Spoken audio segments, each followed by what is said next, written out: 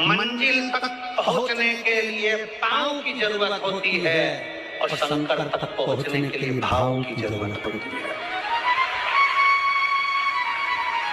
मंजिल तक पहुंचना है तो पांव की जरूरत होगी और शंकर तक पहुंचना है, शिव तक पहुंचना है, शंकर से कुछ प्राप्त करना है, झोली पसार कर अपनी झोलियों में खुशियां प्राप्त करना है तो भाव की जरूरत होती है, केवल भाव। आप कितने धनपति, कितने करोड़पति, कितने सत्तापति, कितने वैभवपति हैं, कितना आपके पास में वैभव है, कितना धन है, कितनी संपदा है, वो कोई मायना नहीं रखता। आपका भाव कितना, शंकर के प्रति आपका दिल कितना है, भगवान शंकर के प्रति आपका भाव कितना है, वो देखा है।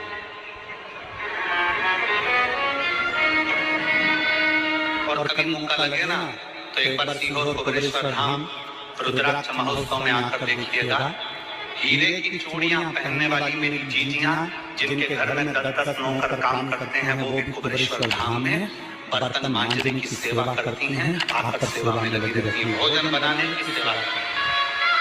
जिनके घर में 10 नौकर लगे हैं वो गोपेश्वर धाम में आकर बाबा की सेवा में लगती हैं। उनसे पूछो कि तुम क्यों सेवा करती हो, उनसे पूछो कि तुम यहाँ आकर क्यों करती हो सेवा, तो वो कहती हैं हम साल में एक बार बाबा के धाम आते हैं और गोपेश्वर बाबा के यहाँ आकर सेवा कर जाते हैं। साल भर कुबेर भंडारी इतना देता है कि हमारी सेवा के लिए 10 नौकर लाकर खड़ा कर देता है। ये उसकी उदारता, ये उसकी दया। शंकर भगवान ने पूछा कौन सा रूप, तो कि जो मैं बचपन में भजती, जो मैं बचपन में भजती, जिसको मैंने बचपन में दर्शन किया, छोटा सा शिवलिंग, छोटा सा, ठीक है, छोटा सा शिवलिंग का रूप शंकर भगवान रखने को तैयार, ठीक। शिवजी ने पूछा कि मुझे उठाएगा कौन?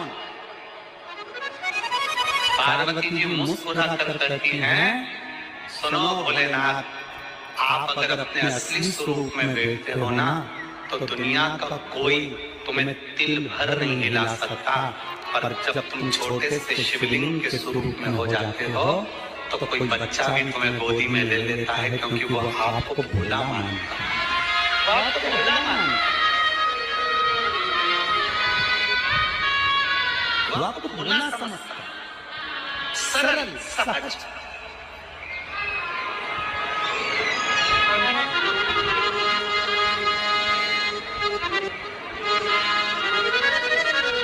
बहुत बड़ा दर्शन का फल है।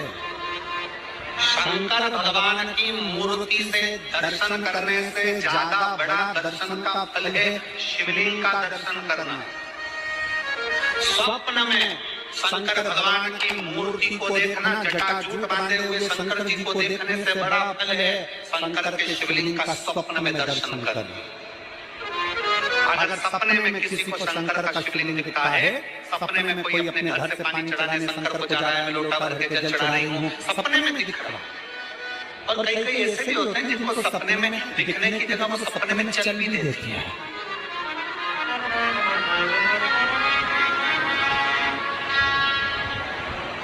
महाराष्ट्र में कथा थी तो वहाँ एक पत्र आया था, एक भाई ने लिखा था, मेरी पत्नी से मैं बहुत परेशान हो गया हूँ। उसका नाम हमें स्मरण में नहीं है, सिरपुर की कथा में वो पत्र था।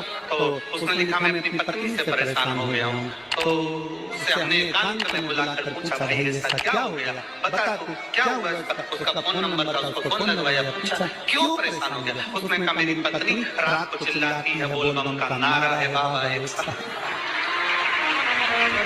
कभी कभी सपने में बैठ कर चिल्लाती रहती है, ऐसे बैठ जाएगी और चिल्लाएगी श्री शिवाय श्री शिवाय।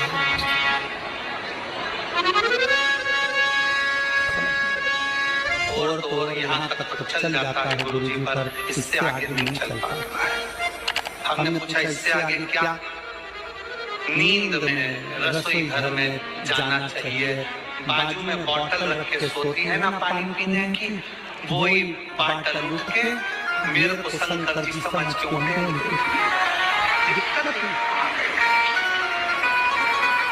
नजदीक यहाँ तक भी चल जाएगा कि श्री शिवाय नमस्तुभ्यम जपे, और ये भी चल जाएगा कि बोल बम का नारा है और बाबा है, पर ये नहीं चलेगा कि वो पानी की बोतल ठंड में मेरे ऊपर डाल दो।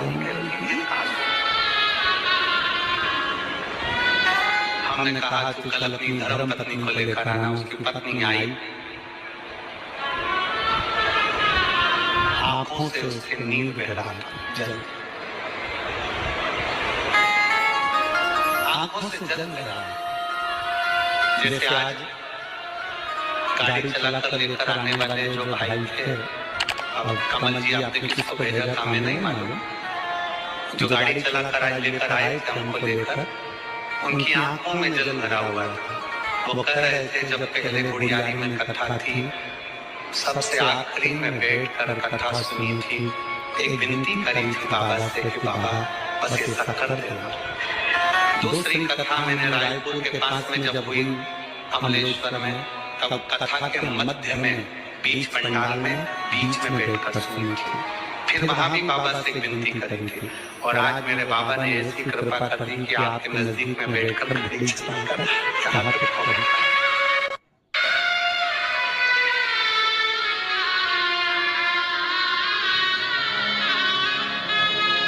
शिव कृपा।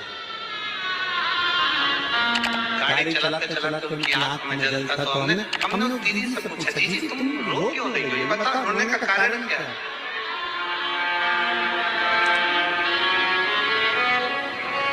कहने लगी गुरुजी आपका इतनी नजदीक से दर्शन हो गया। हमने कहा जी एक बात सुन, आज बड़ी प्रसन्नता से कहते हैं कि किसी गुरु का दर्शन जब होता है तो आंखों से नीर बहता है। भगवान से प्रार्थना करना कि एक बार उसका दर्शन हो जाए तो हमारी जिंदगी उसकी हो जाए, उसका दीदार। कितनी आतुरता थी मेरे राम जी की। राम जी ने शिवलिंग की स्थापना जब रामेश्वर में करी, उसके पहले राम जी ने हनुमान जी से कहा जाकर कैलाश पे से शिवलिंग लेकर। रामचरितमानस का स्मरण करिए, जाओ कैलाश पर से शिवलिंग लेकर आओ, मुझे यहाँ पर पूजन करना है। राम जी ने हनुमान को शिवलिंग लेने भेज दिया। रामेश्वर धाम में राम जी इंतजार कर रहे थे, तभी हनुमान जी तो गए थे शिवलिंग लेने के लिए, और मां जानकी ने शिवलिंग का निर्माण कर दिया। राम जी ने शिवलिंग का निर्माण कर दिया, जानकी जी ने शिवलिंग का निर्माण कर दिया। मतलब शिव जी को प्राप्त करने के लिए क्षण की भी देरी नहीं करना चाहिए, तुरंत हनुमान जी शिवलिंग लेकर आए। हनुमान जी की आंख में जल। हनुमान जी बोले प्रभु, हनुमान जी बोले ना, मेरे को शिवलिंग लेने भेजा था और मैं शिवलिंग लेकर आया, उससे पहले आपने रामेश्वर धाम की स्थापना कर दी, जो लेकर आया।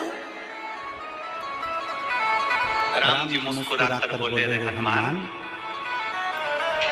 शंकर के शिवलिंग के पूजन में तो देरी करना ही नहीं चाहिए।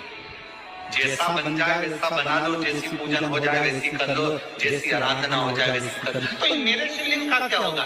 राम जी ने कहा चिंता मत करो हनुमान, इस शिवलिंग को मैं ले जाकर स्थापित करता हूँ। एक शिवलिंग हनुमान जी महाराज का स्थापित करा, एक शिवलिंग सीता जी के हाथ का राम जी ने स्थापित करा। जो सीता जी के हाथ का स्थापित करा वो रामेश्वर शिवलिंग हुआ, और जो हनुमान जी के हाथ का स्थापित किया वो हनुमतेश्वर शिवलिंग हुआ, जो आज भी रामेश्वर में विराजमान। भगवान राम जी ने कहा सुनो हनुमान, जो रामेश्वर का दर्शन करने के लिए आएगा, रामेश्वर बाबा पर जल चढ़ाएगा, गंगोत्री से जल लेकर यहाँ पहुंचेगा, और गंगा जल जब रामेश्वर भगवान को चढ़ाएगा, रामेश्वर भगवान को चढ़ाया हुआ बड़े भाव से थोड़ा सा जल जब तक वो हनुमतेश्वर को नहीं चढ़ाएगा, तब तक उसके 12 ज्योतिर्लिंग की यात्रा पूर्ण नहीं होगी।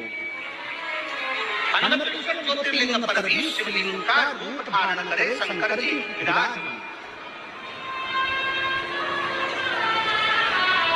भगवान के स्वरूप से बड़ा शिवलिंग, और जितना पूजन का मौका मिल जाए, कोई कहते ना हमसे कोई कह दे किसी के यहाँ जाओ, कोई कह दे कि गुरुजी हमारे घर के मंदिर का दर्शन करिए, सबसे बड़ी खुशी हमारे जीवन में। ऐसा लगता है अंदर फुलझड़ियां फूट गई, उसमें भगवान शंकर का दर्शन होगा, उसमें लाडली ठाकुर का दर्शन होगा, उसमें उनकी कुल देवी का दर्शन होगा, उसमें देवता का दर्शन होगा। परिवार से मिलेंगे बाद में, पहले मिलो अंदर विराजमान शिव से। कई बच्चे गले में रुद्राक्ष पहने रहते हैं ना, कई बच्चे, कई बेटियां, कई माताएं अपने गले में रुद्राक्ष पहनी रहती हैं, कई मेरे भाई अपने गले में रुद्राक्ष पहने रहते हैं। और बच्चे के गले में जब रुद्राक्ष का दर्शन होता है तो ऐसा लगता है कि शंकर इसके साथ कदम से कदम मिलाकर चल रहा है। पहले हम उस रुद्राक्ष को नमन करते हैं। जिसके गले में रुद्राक्ष होता है पहले हम उसको नमन करते हैं, क्योंकि उसके गले में शंकर स्वयं विराजमान है, शिव उसके साथ चल रहा है। में शंकर स्वयं विराजमान है, शिव उसके साथ चल रहा है।